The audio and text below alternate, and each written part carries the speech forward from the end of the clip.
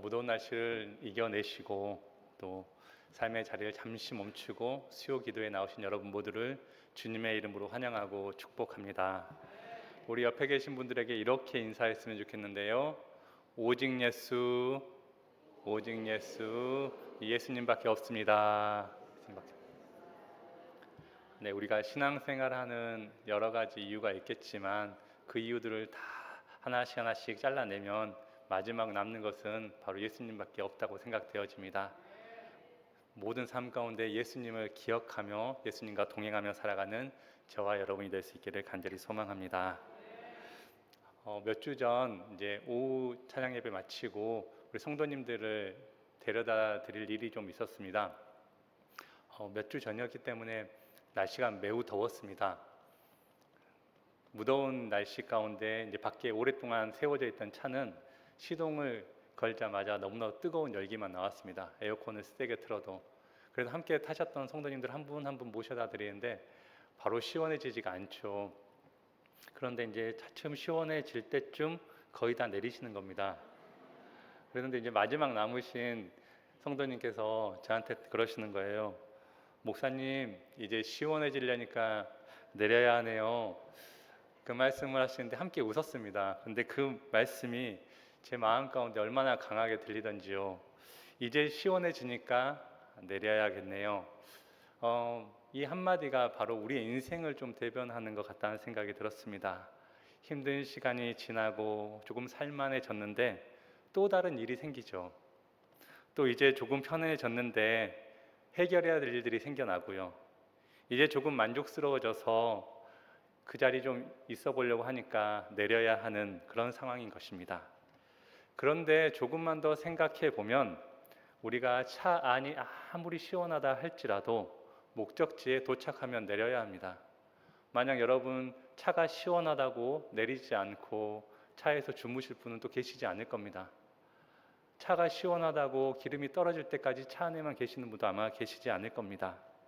아무리 시원한 에어컨이 틀어져 있는 차라 할지라도 우리는 내려야 할 곳에서 내려야 합니다.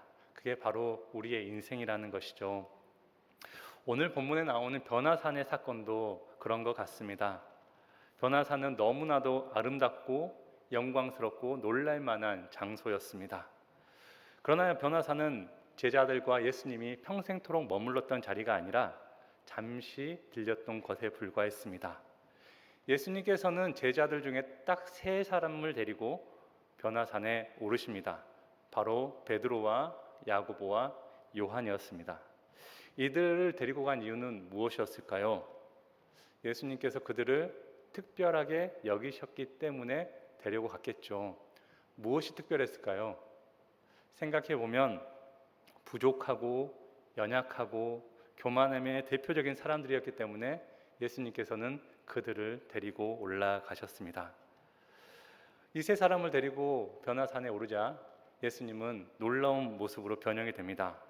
제자들은 깜짝 놀랍니다.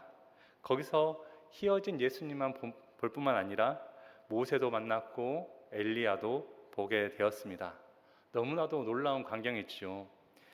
이 광경을 본 베드로가 이렇게 이야기합니다. 우리 5절의 말씀인데요. 우리 함께 읽겠습니다. 베드로가 예수께 고하되 라삐여, 우리가 여기 있는 것이 좋사오니 우리가 초막 셋을 짓되 하나는 주를 위하여, 하나는 모세를 위하여, 하나는 엘리야를 위하여 하사이다 하니. 아멘. 베드로가 보니까 너무나도 좋은 겁니다. 그래서 우리가 여기에 있으면 좋겠습니다. 주님, 초막 셋을 짓고 여기 있었으면 좋겠습니다. 그런데 베드로가 왜 이곳에 머물자고 할까 곰곰이 생각해 보게 되었습니다. 성격도 급하고 말하기 좋아하는 베드로, 내가 예수님과 함께 모세와 엘리야도 봤어 하면서 내려가서 사람들에게 자랑하면 좋을 것 같은데 베드로가 이곳에 머물자라고 합니다.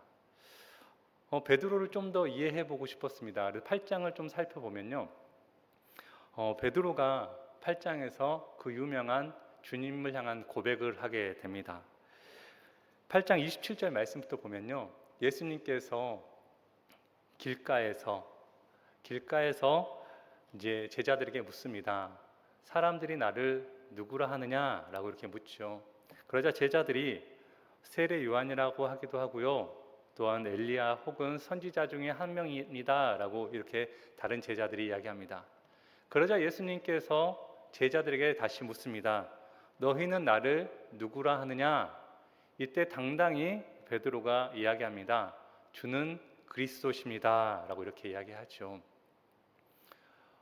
예수님께서도 그 이야기를 듣고 얼마나 좋았는지요. 마가복음에는 기록되어 있지 않지만 병행 본문인 마태복음에서는 베드로를 크게 칭찬합니다. 너에게 천국 열쇠를 주고 내가 반석 위에 내 교회를 세우겠다라고 하며 큰 축복과 함께 큰 칭찬을 해줍니다. 만약 여러분이 베드로였다면 얼마나 기뻤겠습니까? 그런데 동시에 예수님께서 이 말은 아무에게도 전하지 말라라고 경고까지 하십니다. 그러니까 예수님과의 비밀이 생긴 거죠. 베드로의 마음은 모르긴 몰라도 너무나도 기쁘고 설레고 들뜬 마음의 상태였을 것입니다. 예수님께 칭찬받는 것, 또 다른 제자들에 비해서 축복받는 것, 또 예수님께서 원하시는 대답을 했다라는 것이 스스로 하여금 마음을 들뜨게 했을 것입니다. 그런데 예수님께서는 바로 이어서 자신이 고난을 당할 거라는 이야기를 하게 됩니다. 그러자 베드로는 어떻게 반응합니까? 바로 예수님을 붙잡고 항변합니다. 예수님 앞에 화를 내는 거죠. 그러자 예수님께서 이렇게 말씀하십니다. 8장 33절의 말씀인데요. 예수께서 돌이키사 제자들을 보시며 베드로를 꾸짖어 이르시되 사탄아 내 뒤로 물러가라. 내가 하나님의 일을 생각하지 아니하고 도리어 사람의 일을 생각하는도다 하시고. 아멘. 여기서 베드로를 꾸짖습니다. 그런데 베드로만 보고 있는 것이 아니라 단둘이 대화하고 있는 것이 아니라 길가에서 제자들을 보시고 베드로를 찝어서 꾸짖고 있는 상황인 겁니다. 또 이어지는 34절 말씀에 보면 거기가 길가였기 때문에 무리들도 있었다라는 것을 볼 수가 있는데요. 베드로는 제자들뿐만 아니라 많은 무리들 앞에서 예수님 앞에 꾸중을 들은 겁니다. 얼마나 베드로가 민망했을까요? 조금 전까지만 해도 주님이 그리스도십니다, 우리의 구원자입니다 라고 이야기하면서 마음이 들떴었는데 예수님을 항변했을 때, 예수님을 가로막았을 때 그는 그 마음이 완전히 무너집니다. 자신의 자만심에 빠져서 주님의 뜻보다 자신의 열정과 판단이 옳다라는 그 과신에 빠져서 도리어 예수님을 가르쳐 드리려고 했던 그의 오만함이 드러나기 시작한 겁니다. 베드로에게 사탄이라는 말, 내 뒤로 물러가라는 이 말이 마음속에 많이 맺혔을 겁니다. 그것도 단둘이 이야기한 것이 아니라 많은 제자들이 보는 앞에서, 사람들이 보는 앞에서 엄청난 수치심을 경험했을 것입니다. 내가 예수님의 그래도 사랑받는 제자인데 이게 무슨 꼴이지 하며 스스로를 비참하게 생각했을 수 있습니다. 예수님을 이제 쳐다보기도 조금 껄끄럽고 예수님과 거리감이 생기고 또 마음에 서운함도 생길 수 있는, 충분히 그럴 수 있는 상황 아니겠습니까? 그런 베드로의 마음의 상태를 가지고 오늘 말씀은 이렇게 시작합니다. 2절의 말씀인데요. 엿새 후에 예수께서 베드로와 야고보와 요한을 데리시고 따로 높은 산에 올라가셨더니 그들 앞에서 변형되사. 아멘. 베드로가 그렇게 마음 상한 일이 있었던지 엿새가 지났습니다. 그러니까 약 일주일 정도 지났죠. 성경은 이때 어떤 일이 있었는지 아무런 단서도 제공하지 않습니다. 그런데 생각해 보면 여전히 베드로의 마음은 불편했을 것이고 예수님을 바라보는 그 마음은 서먹했을 거라 생각되어집니다. 부끄러움의 마음도 있었을 것이고요. 그런데 이런 베드로를 향하여서 예수님은 손 내미시며 함께 산에 가자고 하십니다. 그렇습니다. 우리 예수님께서는 우리가 실수하고 넘어지고 부족하다고 해서 우리를 포기하시는 분이 아니십니다. 마음이 연약한 우리를 오히려 붙잡아 주시는 분입니다. 이처럼 부족한 우리와 같은 베드로를 데리고 지금 산으로 가셨습니다. 예수님은 포기하지 않으셨지만 베드로의 마음은 여전히 불편한 것 같은 느낌이 듭니다.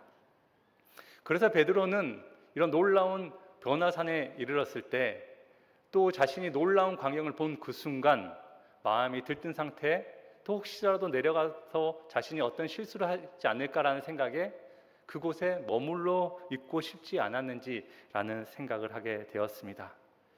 이제 베드로와 예수님과 함께 올라갔던 또 다른 제자들의 모습을 좀 살펴보고자 합니다. 그들은 바로 야고보와 요한입니다. 이 형제들은 어부였습니다. 베드로와도 가까운 사이였습니다. 그런데 비슷한 형편, 비슷한 상황인데 늘 베드로가 주목받는 것 같습니다. 우리가 인생에 있어서 다른 사람들과 비교할 때 우리는 우리보다 훨씬 높은 사람과는 잘 비교하지 않습니다. 바로 옆에 비슷한 사람과 비교합니다. 그랬을 때 그 사람보다 조금 높으면, 조금 더 나으면 우리는 행복해지고, 조금 더 낮아지면 우리는 불안해하고 불평하기 일습니다. 바로 야고보와 요한이 베드로를 볼 때 그런 마음이었던 것 같습니다. 그런데 갑자기 예수님께서 베드로뿐만 아니라 야고보와 요한 자신들에게 함께 산에 오르자고 하십니다. 예수님께서 산에 오르신다라는 것은 종종 혼자 가서 마음을 정리하실 때, 기도하실 때 산에 오르셨습니다. 마가복음 1장 35절에 보면 새벽 아직도 밝기 전에 예수께서 일어나 나가 한적한 곳으로 가서 거기서 기도하시더니, 이렇게 예수님께서는 한적한 곳에 가셨습니다. 또한 마가복음 6장 46절에 보면 무리를 작별하신 후에 기도하러 산으로 가시니라. 아멘. 예수님께서는 홀로, 또 제자들을 떨쳐두고 예수님께서는 따로 나가실 때가 종종 있었습니다. 그래서 예수님만의 시간이라고 생각되어졌는데 그 자리에 이제 베드로와 야고보와 요한을 부르신 것이죠. 이제 자신들이 조금 특별한 위치에 있는 것 같다라는 생각이 듭니다. 물론 성경을 앞에 보면 야이로의 딸을 고치시는 장면에서도 예수님은 베드로와 야고보와 요한을 데리고 가긴 하지만 산에 오를 때는 이 장면이 최초입니다. 늘 궁금했던 예수님의 그 기도의 자리, 이제 함께 올라갑니다. 이제 야고보와 요한은 베드로와 같은 급이라는 것을 뛰어넘어서 다른 제자들보다는 월등히 앞선다라는 자신의 우월감이 저들의 마음 가운데 있는 것 같습니다. 더 나아가 이제 예수님과 같은 급이라는 생각을 스스로 하게 됩니다. 왜냐하면 9장 9절 말씀에 보면요, 그들이 산에서 내려올 때에 예수께서 경고하사 인자가 죽은 자 가운데서 살아날 때까지는 본 것을 아무에게도 이르지 말라 하시니. 아멘. 예수님께서 변화산의 사건을 아무에게도 말하지 말라고 합니다. 비밀이 생긴다라는 것, 그만큼 신뢰가 쌓였다라는 거죠. 야고보와 요한은 이제 우리는 예수님과 하나의 공동체다, 하나의 배를 탄 사람들이다, 우리는 이제 예수님만큼 높아진 사람들이라는 것을 아마 생각했던 것 같습니다.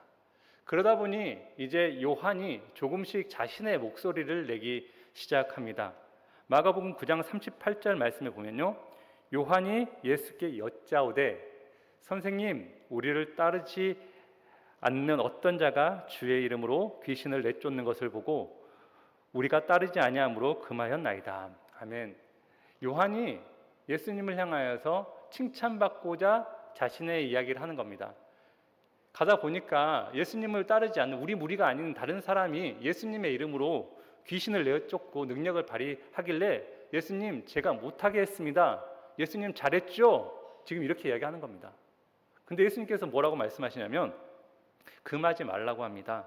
내 이름을 의탁하여 능한 일을 행하고 즉시 나를 비방할 자가 없느니라 하시면서 우리를 반대하는 자는 우리를 위하는 자니라. 그러니까 요한의 생각이 전혀 맞지 않다.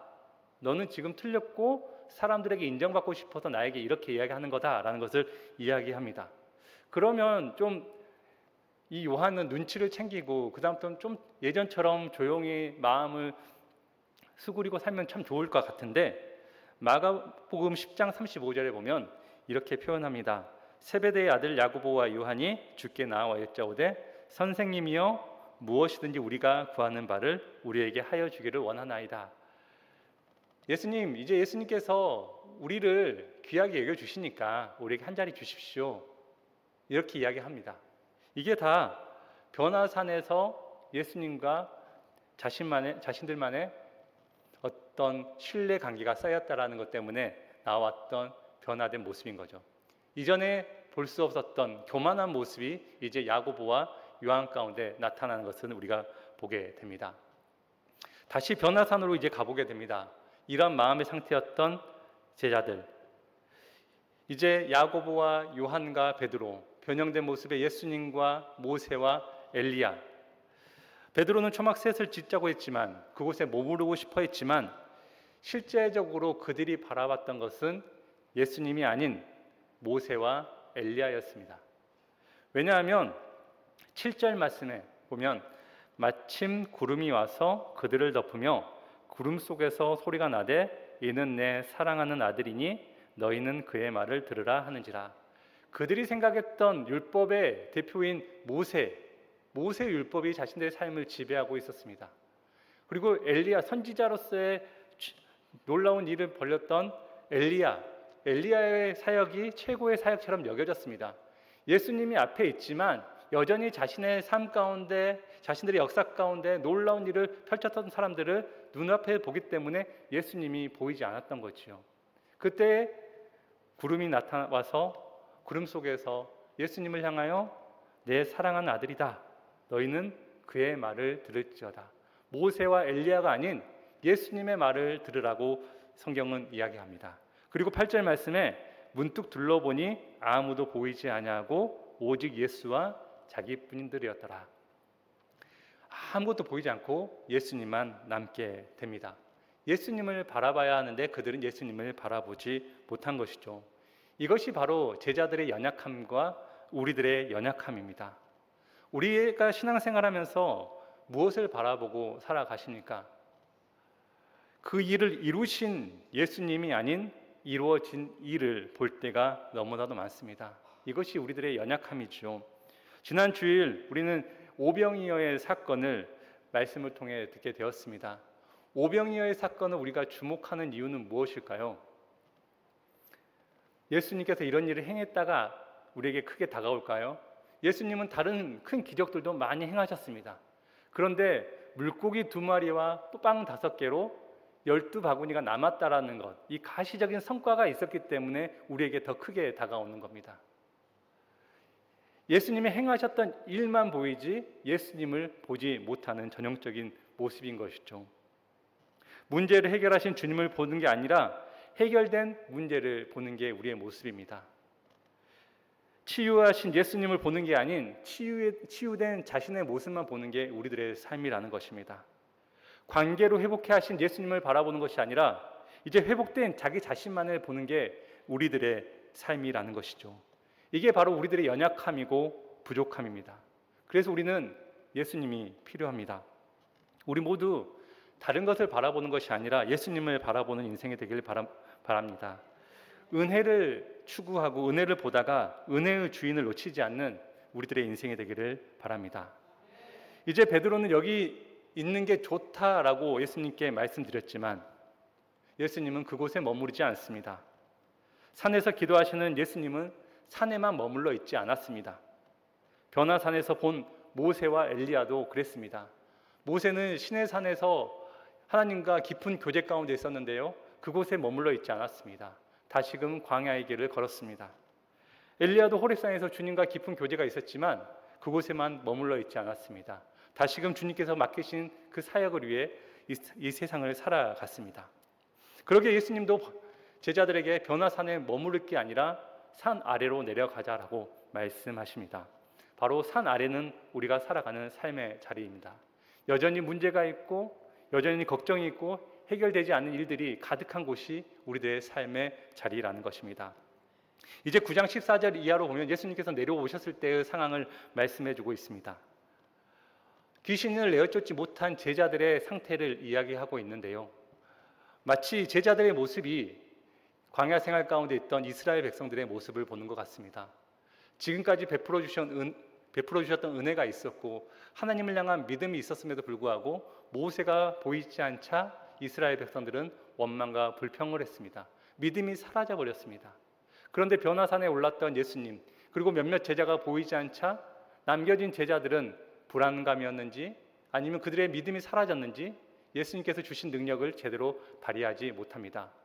이미 예수님께서는 6장에 제자들을 둘씩 보내어 파송하여서 그들에게 전도 여행을 보낸 적이 있습니다. 그들에게 능력을 주셨고요. 또한 그들은 그 능력을 가지고 하나님 나라를 전파하였고 많은 귀신을 내어 쫓았고 또 많은 병자들을 고쳤던 역사를 경험했던 사람들이었습니다. 예수님이 함께 다니지 않았어도 예수님께서 주신 능력을 가지고 그들은 행하였습니다. 마치 눈앞엔 예수님이 계시지 않지만 예수님이 함께 있는 것처럼 그들은 사역을 할 수 있었던 겁니다.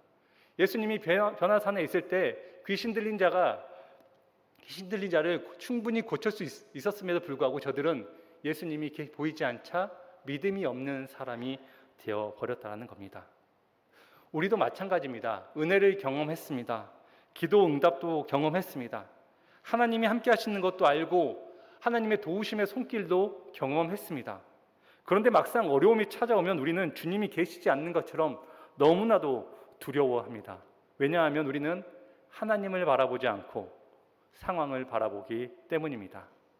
은혜가 필요한 자리만 보이지 은혜의 주인인 주님을 바라보지 못하기 때문입니다. 산 위에서는 그렇게 좋았습니다. 예배당에서는 아멘하고 은혜 받았는데 집에 가면 걱정투성입니다. 기도할 때는 주님을 믿습니다 라고 말하지만 현실 속에서는 너무나도 두려워합니다. 주님은 산 위에만 계시는 분이 아닙니다.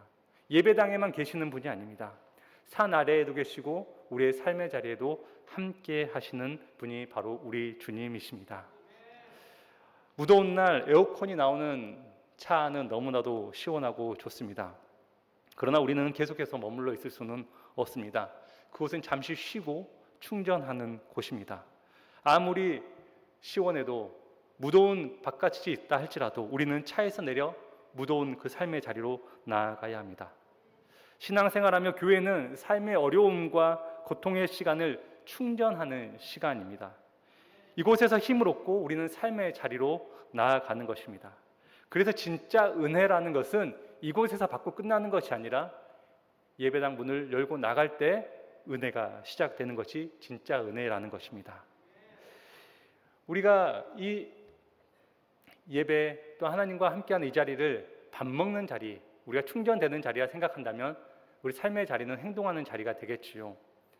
만약 여러분이 밥 먹는 자리에만 계속 머물게 되면 어떻게 되겠습니까? 우리의 몸은 상상을 초월할 정도로 비대해질 것입니다. 그러나 밥을 먹지 않고 삶만 살아가게 되면 우리는 아무런 힘이 없이 살아가게 될 것입니다.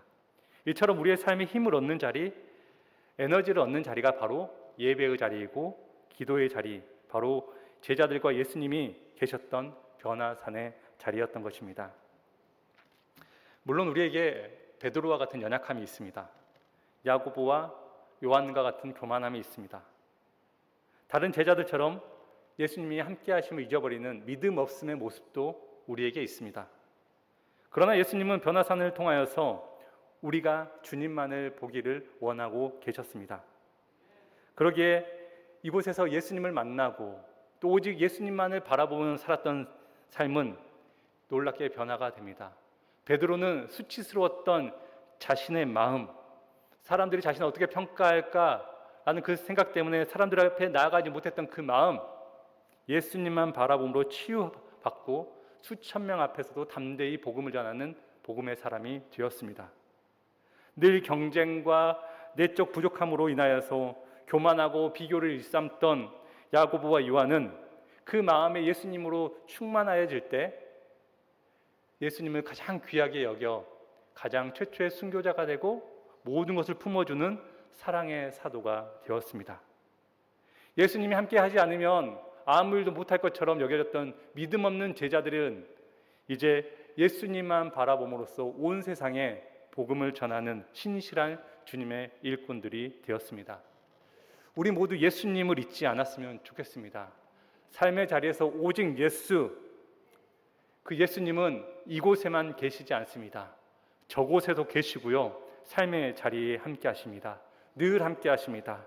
그 주님이 함께 하시기에 내가 원하는 곳에 머무르는 인생이 아니라 예수님께서 인도하시는 삶의 자리로 나아가는 저와 여러분이 될 수 있기를 간절히 소망합니다.